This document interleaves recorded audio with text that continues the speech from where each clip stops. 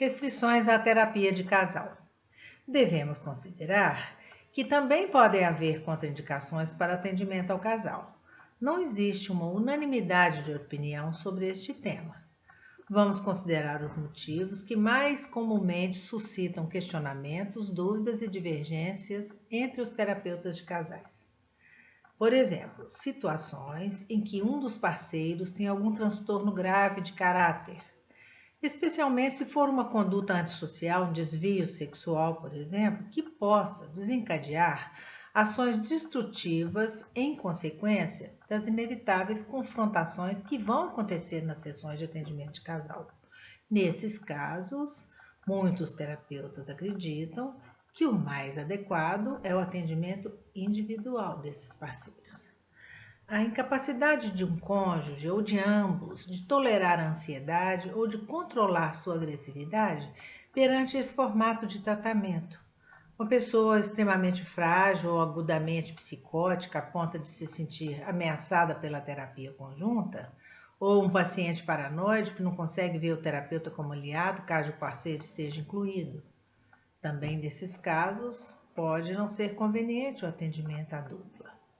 Situações em que, embora o casal solicite a terapia, fique evidente a inexistência de um mínimo de afinidade e interesses comuns. Nestes casos, preferível atendê-los individualmente, porque, de repente, o terapeuta se vê desejando mais a terapia de casal do que eles mesmos. Quando ambos manifestam o desejo claro de se separar e não se dispõem a receber ajuda para essa finalidade, também não faz sentido uma terapia de casal. Quando é possível se detectar a intenção clara e voluntária de um dos parceiros de utilizar a terapia para prejudicar o equilíbrio psíquico do outro, naqueles casos em que há uma dependência emocional entre os parceiros, ascendência de um sobre o outro, um domina o outro. Nestes casos, esse parceiro aí que é o dominador, ele pode manipular a situação de terapia para exercitar o seu poder sobre o outro que lhe é submisso. E o terapeuta se colocar numa situação de juiz para deslindar essas situações. Situações de natureza psiquiátrica, por exemplo, delírio de ciúme, estados depressivos graves, também não é conveniente o atendimento ao casal. E quando um ou ambos os parceiros vêm para a terapia por imposição ou por culpa, não vai funcionar.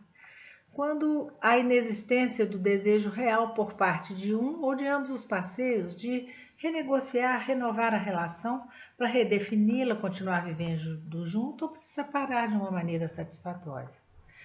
E há um assunto que é o mais polêmico entre os terapeutas. Causa assim, muita divisão de opinião, se atende ou se deve-se ou não atender ao casal em situações de segredo, que um dos parceiros não quer ou não pode compartilhar.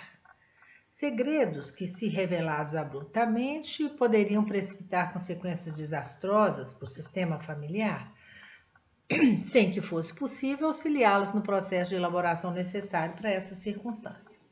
Não há uma opinião unânime dos terapeutas em relação a essa contraindicação. Alguns profissionais, ao contrário, baseando-se em sua prática, afirmam que é frequente casais buscarem ajuda exatamente quando os segredos estão prestes a irromper e eles precisam de apoio consistente que lhes permita desnudarem-se e sobreviverem às inevitáveis vergonhas e sofrimentos decorrentes da revelação de um segredo, além do risco iminente de abandono que eles sentem. Através do processo terapêutico é possível criar-se momento oportuno e forma adequada para este desnudamento, de maneira que ele propicie aos parceiros e à relação novos níveis de integração que os transforme e fortaleça, ao contrário do que poderia acarretar em termos de respostas violentas ou de ruptura radical. Saber distinguir entre a conveniência ou não da terapia nessa circunstância é um desafio à capacidade e à sensibilidade do terapeuta. Sendo capaz de reconhecer e interpretar adequadamente o drama vincular implícito nessas situações, o terapeuta pode considerar a terapia de casal de fundamental importância, ao contrário de contraindicá-la.